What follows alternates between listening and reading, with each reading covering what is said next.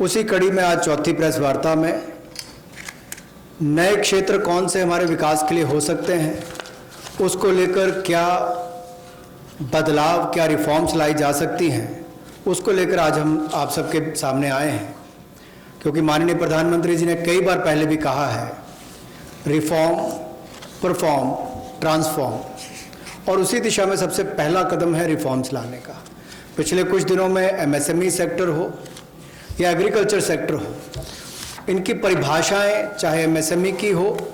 ये essential commodities act की हो, एपीएमसी एक्ट की बात हो, इनको बदलने से ही इतनी पॉजिटिव बातचीत पूरे देश भर में हो रही है। एक सकारात्मक सोच इन दोनों वर्गों में देश भर के करोड़ों लोगों के बीच में चल रही है। एक नया क्षेत्र या बाकी नए क्षेत्र, जिनकी माननीय वित्त मंत्री जी ने अभी बात कही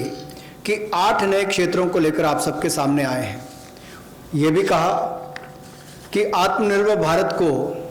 कड़ी प्रतिस्पर्धा के लिए तैयार रहना होगा, हर चैलेंज के लिए, चुनौती के लिए तैयार रहना होगा, और जहाँ जहाँ नीतिगत बदलाव चाहिए वहाँ वहाँ नीतिगत बदलाव लाने के लिए भी हम लोग तैयार हैं। अब इम्प्लीमेंटेशन की बात आती है, उसके लिए माने ही मोदी जी जाते हैं कि किस तरह से अच्छी इम्प्लीमेंटेशन पिछले 6 वर्षों में करके दिखाई। चाहे वो जीएसटी की बात हो, इंसॉल्वेंसी बैंक्रप्सी कोड की बात हो, जनधन योजना की बात हो, यूपीआई जैसे प्लेटफॉर्म बनाने की बात हो, हर गांव में बिजली और हर घर को राशन देने तक की कोविड-19 की स्थिति में बात हो। तो इसलिए इस सेक्टर्स में भी तेजी कैसे आए, फास्ट ट्रैक इन्वेस्टमेंट की कैसे हो, उसके लिए एम्पावर्ड ग्रुप ऑफ सेक्रेटरीज का गठन किया गया है, जो निजी निवेश की मंजूरी के लिए गति देने का काम उसमें से करेंगे ताकि उसमें सहायता मिल सके और आकर्षित हम विदेशी निवेश को कर सकें। प्रत्येक मंत्रालय में प्रोजेक्ट डेवलपमेंट सेल बनेगा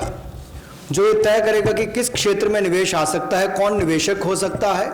इनसे बातचीत करेगा और राज्यों से और केंद्र से बात भी करेगा ताकि निवेश करने वाले को कहीं पर दिक्कत ना आए। एक तरह से हैंड होल्डिंग करने का काम यहाँ पर होगा।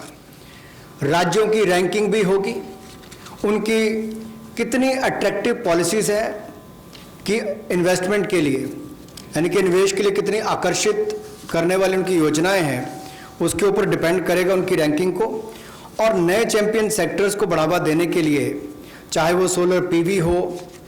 इसकी मैन्युफैक्चरिंग की बात हो, या एडवांस सेल बैटरी मैन्युफैक्चरिंग की बात हो, इसके लिए भी जो भी इंसेंटिव देने होंगे वो भी हम लेकर आएंगे ताकि इन क्षेत्रों में भी बढ़ावा, ऐसे और कई क्षेत्रों में भी बढ़ावा मिल सके जो नए चैंपियन सेक्टर्स हैं। अब इंडस्ट्रियल इंफ्रास्ट्रक्चर की अगर बात करें, औद्योगिक बुनियादी ढांचे में उसके उन्नयन के लिए इस योजना को लाया गया है ताकि देश भर में जो लगभग 3,376 industrial park, industrial estate, SEZ, ये लगभग 5 लाख हेक्टेयर्स में फैले हुए हैं,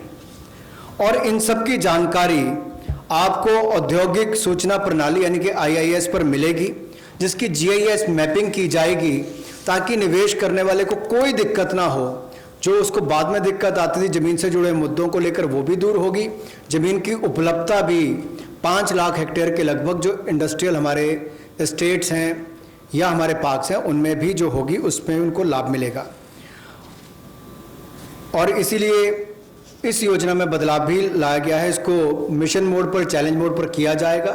ताकि ज़्यादा से ज़्यादा निवेशकों को ज़मीन जल्द से जल्द उपलब्ध राज्यों में करवाई जा सके, और इसके लिए कनेक्टिविटी में भी सुधार होगा और कॉमन इंफ्रास्ट्रक्चर जो है उसमें भी अपग्रेड करने का काम किया जाएगा। The first of the 8 sectors that I